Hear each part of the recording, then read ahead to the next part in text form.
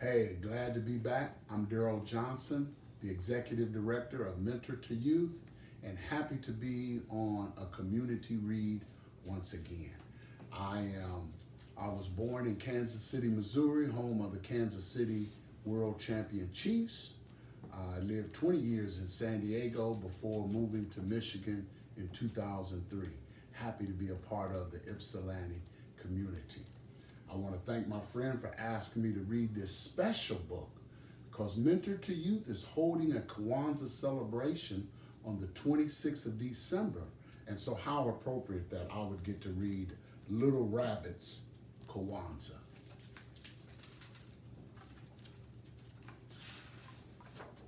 Little Rabbit's Kwanzaa by Donna L. Washington, illustrated by Shane W. Evans. Little Rabbit was not having a very good Kwanzaa. Being the littlest rabbit in the family wasn't easy. He couldn't remember the names of all the days. He wasn't allowed to light the candles. His brothers and sisters made wonderful gifts to share. Little Rabbit was too embarrassed to share his gifts. He hated being the youngest. He was always in the way, and everyone told him he was too little to help.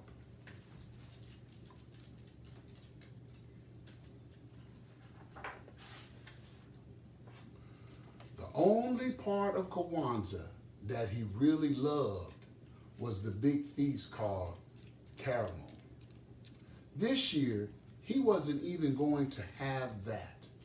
Grandma Rabbit was sick. She lay in bed all day drinking dandelion tea. Mama Rabbit was so busy taking care of her, she didn't have time to cook. Mama, if Grandma Rabbit is sick, who will make the feast of caramel? Little Rabbit asked his mother. Shame on you, Little Rabbit, his mama said. Grandma Rabbit is sick and all you think about is your stomach. You go outside. Little Rabbit hopped out and sat on the big gnarled tree stump. He really wanted to go and talk to Grandma Rabbit. She was very wise. Little Rabbit sat and thought. He thought about all the things his Grandma said about Kwanzaa. Kwanzaa is a special time when we help each other. That's what Grandma Rabbit said. That's it. Little Rabbit jumped up and danced around. I'll bring Grandma Rabbit a special treat for caramel.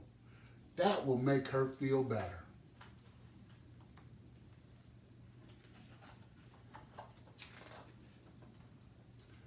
Little Rabbit hopped down the road. Where are you going so fast? Mama Oreo asked Little Rabbit. I'm going to find a tasty treat for Grandma Rabbit. She's sick. I want her to have a good caramel. Little Rabbit hopped away. Mama Oreo didn't know what caramel was, but she knew Grandma Rabbit.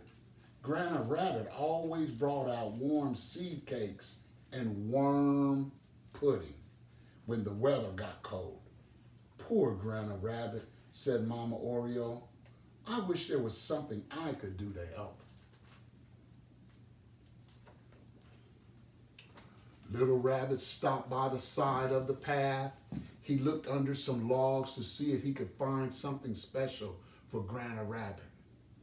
What are you doing, Little Rabbit? Asked Groundhog, sticking his head out of a patch of grass.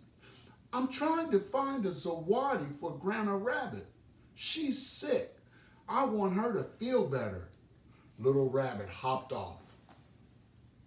Groundhog didn't know what a zawadi was, but he knew Grandma Rabbit. She always had time to make little toys for the animals when they were bored. Poor Grandma Rabbit, said Groundhog. I wish there was something I could do to help. Little Rabbit hopped down to the pond. Maybe he could find something pretty for Grandma Rabbit. What are you doing here, Little Rabbit? Asked the frogs. I'm looking for something pretty for Grandma Rabbit. She's sick. She should have something pretty to hang on the wall at Kwanzaa time. Little Rabbit scratched an ear and hopped away. The frogs didn't know anything about Kwanzaa time, but they knew Granny Rabbit. She could paint beautiful pictures and write wonderful poems. Poor Granny Rabbit, said one of the frogs. I wish there was something we could do to help. Little Rabbit hopped through the field looking for berries. Where are you going, Little Rabbit? Mama Field Mouse asked. She was dragging all of her children behind her. Granny Rabbit is sick, said Little Rabbit. I'm going to make sure she has a good caramel. I'm going to find as many berries as I can. Little Rabbit looked proud as he hopped through the meadow.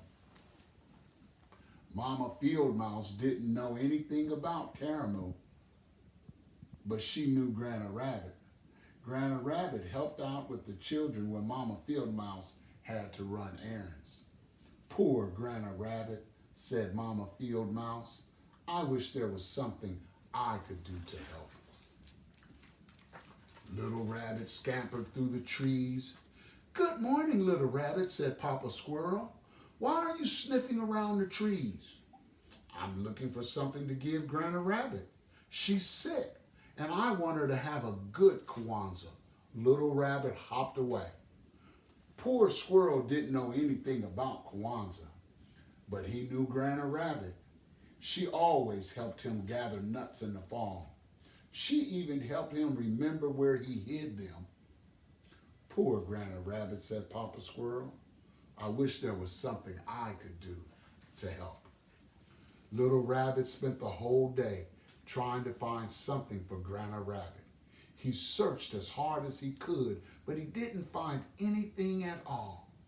He was very sad. I guess I'm just too little to do anything. As the sun was setting, he hopped slowly home. When he opened the door, he had a big surprise. Everyone was there. Granny Rabbit was sitting in the big chair with a huge smile on her face. The frogs had brought pink flowers from the lily pads. Mama and Papa Spider hung them from the ceiling like lanterns. Mama Oriole was conducting a fine chorus of birds. Groundhog brought little toys and gifts for everyone. Mama Field Mouse had gotten together with Mama Possum and Mama Raccoon to make a delicious feast. The air was full of excitement. Mama Rabbit served the plates and Little Rabbit ate until he thought he would burst. After that, Papa Rabbit told funny stories about Brer Rabbit and Anansi, the spider, guinea fowl, and mosquito. The stories made everyone laugh. Then Papa Spider plucked on his web strings. Cricket got out his fiddle, and all the animals had a wonderful dance. Granny Rabbit taught everyone a new word. Harambe, she called out as her friends danced. It means let's pull together. We don't need anyone to tell us that, said Papa Squirrel. We already pulled together. Everyone laughed and shouted, Harambe! Harambe! Harambe! When the caramel was over, Little Rabbit sat with Granny in his big chair. Why are you so sad, Little Rabbit? His Granny asked. Didn't you have a good time? Yes, Little Rabbit said quietly, but I wanted to do something special for you. Grand Rabbit just laughed. You silly rabbit, she said, hugging Little Rabbit tight. If you hadn't gone off looking for caramel this morning, it never would have found its way here tonight. Little Rabbit frowned. But I'm the only one who didn't have anything to share. His Granny smiled. You shared your dream, Little Rabbit, and your dream brought all of our friends and neighbors together. That's a big thing. Little Rabbit felt proud. My dream did all of that? Yes.